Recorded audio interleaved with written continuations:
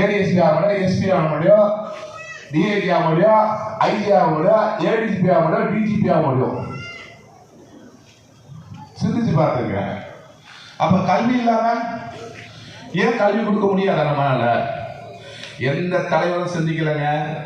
ஆனா அல்லாஹ்வோட கருணை கொண்டு ராஷ்டிரிய உலமா கவுன்சிலும் கண்டிப்பா சிந்திச்சுதான் இந்த களத்துல இறங்கி இருக்குது.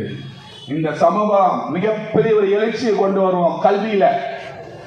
பதினீங்க எம்எல்ஏ எம்பி ஆனா கூட ஒன்றும் பண்ண முடியாதுங்க.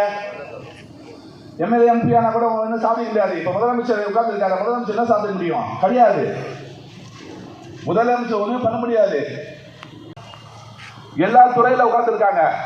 அப்போ அவங்க சொல்றதா அந்த முதலமைச்சர் கேட்க முடியும், அவங்க சொல்றதா எம்எல்ஏ கேட்க முடியும், அவங்க சொல்றதா அந்த மந்திரியை கேட்க முடியும். ஆனால் படிச்சு வந்தால் ஒரு ஐபிஎஸ் ஐஏஎஸ் ஒரு வழக்கறிஞர் நீதிபதியா இருந்தா யாரும் சொல்ல தேவையில்லை, அவங்களே அந்த வேலை பார்த்துட்டு போயிடுவாங்க. இந்த சமூகத்தில் எத்தனை ஐபிஎஸ் இருக்காங்க, எத்தனை ஐஏஎஸ் இருக்காங்க? தமிழ்நாட்டில் எடுத்துட்டீங்கன்னா இவங்க ராணிப்பேட்டை ஐபிஎஸ் மட்டும் இருக்காங்க. ஜமால் லேடிஸ் இருக்காங்க ஐபிஎஸ்ஆ. எத்தனை பேர் இருக்காங்க சிந்திச்சு பாருங்களேன். இல்ல அவங்கவுங்கள தப்பு இல்லை, நம்ம தூங்கின்னு கிடக்குறோம். நம்ம எப்போ முழிப்போம், எப்போ முழிச்சு நம்ம வருவோம்? தலித் சகோதரர்லாம் இன்னைக்கு வந்து மிகப்பெரிய முழிச்சிட்டாங்க.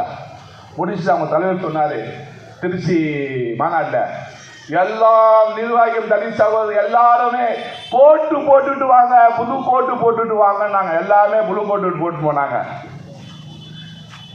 அவங்க அந்த தலித் சமூக தலைவர்கள் நிறைய பேர் வந்து வழக்கறிஞர் ஆக்கியிருக்காங்க. நானும் தோல் திருமாவளமா ஒரே வண்டியில் பயணம் செஞ்சவங்க. இப்ப தோல் திருமாவ இஸ்லாமிய சனநாயக பேரவைன்னு ஒன்று வச்சுக்காரு. அது யார் அமைப்பு? என்னோட அமைப்பு தான். அப்ப இஸ்லாமிய ஜனநாயக பேரை வச்சிருந்தா அவர் விடுதலை சிறுத்தை வச்சிருந்தாரு. அப்ப தென் மாவட்டங்கள் அவரும் நானும் போஸ்ட் ஊரா கிராமமா போய் கொடுத்துருந்தோம், கொடுத்ததுக்கு வளர்த்தோம். ஆனால் அப்போ ஒரு அமைப்பா நம்ம போனா சாதிக்க முடியாது. அரசியல் கட்சியா போனாதான் சாதிக்கலாம். அப்ப அரசியல் கட்சி ஓடணும்னு சொல்றதா இஸ்லாமிய ஜனநாயக கட்சி உருவாக்குற.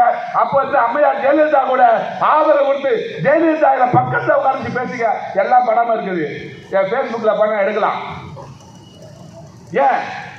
மிகப்பெரிய அன்னைக்கு உழைப்பு இருந்தது. அப்ப காசு எல்லாம் கிடையாது.